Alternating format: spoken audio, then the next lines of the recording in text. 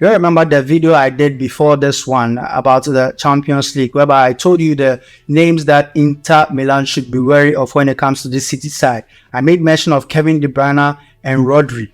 Now, as we all know, at some points, Kevin De Bruyne just couldn't continue the match, and so he was substituted just because of injury. And who showed up for this Manchester City side? You got that right. It was Rodri. Rodri was the only one to score a goal in the Champions League final to make Manchester City win the Champions League and also the treble.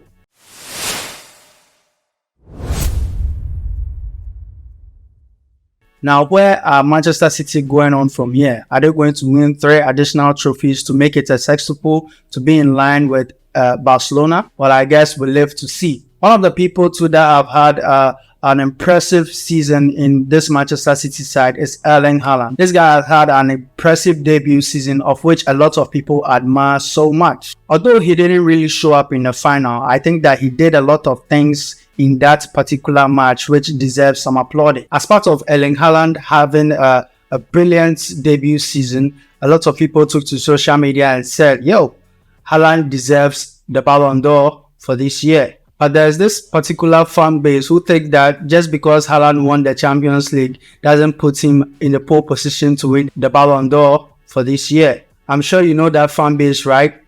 Well, you guessed that right. It is Messi FC. Messi FC also think that Messi also has a right to claim the Ballon d'Or for this season. Erling Haaland's camp and Messi's camp have made several arguments why their player deserves the Ballon d'Or. Haaland's camp think that Erling Haaland has had a brilliant season in terms of this Manchester City side, being the top goal scorer of the league and also the top goal scorer in the Champions League. Messi's side also think that, hey, Messi had a brilliant World Cup. He won the World Cup and also was the best player at the World Cup. Erling Haaland's side has backed their arguments with some statistics. Messi's side also have done the same. So this generates a question. Who should win this year's Ballon d'Or? So you will all agree with me that winning the Ballon d'Or doesn't just come easy. You don't just say that your player should win the Ballon d'Or and it will be given to you. You need to make substantial arguments for that. So here are the reasons why people think that Haaland should win the Ballon d'Or. So he has played 53 games this season and has scored 52 goals. He has a Premier League. He has a Premier League Golden Boot. He has an FA Cup. He also has a Champions League. And he also has a Champions League Golden Boot and also a treble. And I think he has quite broken some records also in the EPL this year too. That being said, Messi fans are also saying Haaland should put his World Cup on the table. And also Messi has 62 goals and assists in 53 games. He's a World Cup winner. He's a League One winner, French Super Cup winner, FIFA the best. He has also won the L'Oreal Sportsman of the Year. He's the Playmaker of the Year, Best International Goal Scorer of the Year. I mean, the list goes on and on.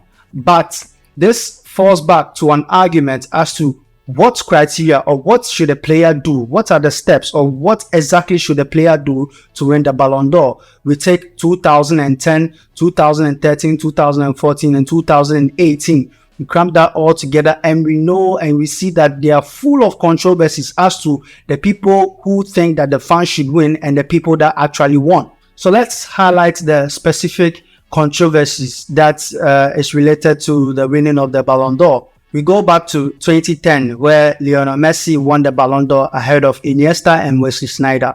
People are saying that Messi had a great season in terms of numbers. He was statistically better than Iniesta and Sneijder, which is supposed to be. I mean, Messi is an attacker and he's supposed to provide more goals and definitely assist. But Iniesta also won the World Cup. So why wasn't he in the pole position to win the Ballon d'Or?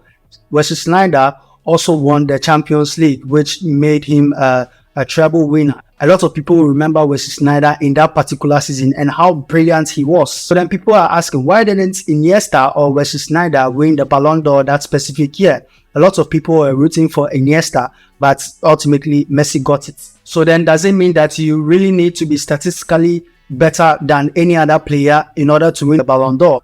Well, you make that conclusion when we move forward to explore the other controversies that has come about. Then we move forward to 2013.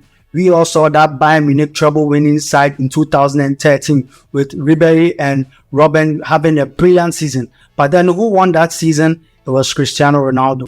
people are saying that Cristiano Ronaldo's performance in that Portugal-Sweden World Cup qualifiers game, of which Cristiano Ronaldo scored 3 goals, making it a hat-trick for Portugal to qualify for that World Cup, puts him ahead of Ribéry just for that performance. And also Cristiano Ronaldo was statistically better than Ribéry and also Ian Robin. So someone could draw that conclusion that, so does that mean that having big games or big moments in international games and being statistically better than a player who has won the Champions League and also the treble puts you in a pole position to win the Ballon d'Or? Well, the answer lies within you.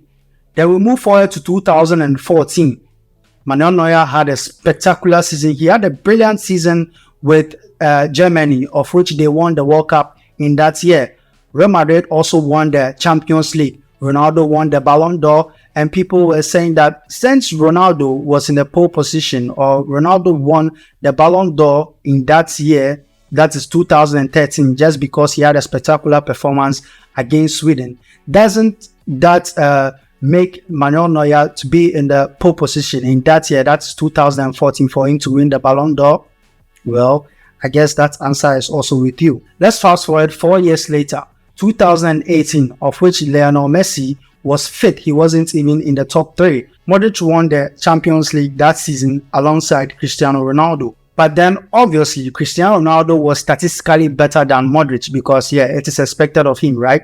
However, Messi, who had won 3 trophies as opposed to Cristiano Ronaldo and Modric 2 trophies each, was statistically better than both of them.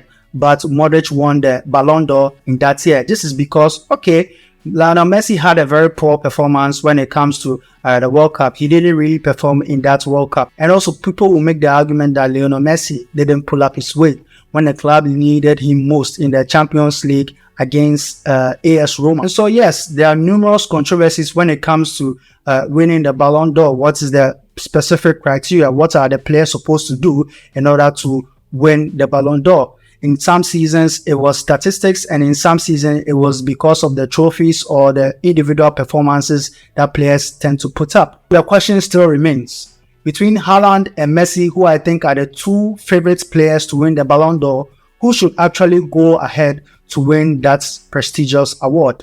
The answer still lies with you as fans. Now for me, whoever the winner is in this year's Ballon d'Or, I think deserves it. Whether it's Messi or Haaland, either of them deserves it because they've had a spectacular season.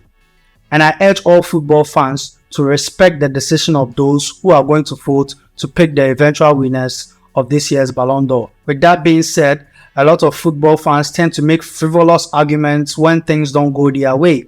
They pick their phones, go to Twitter or any other social media sites and make a lot of baseless arguments just because things didn't go their way. It is football. It's full of wins and losses. You may win at some points, you may lose at some points. And so just cut them some slack, man.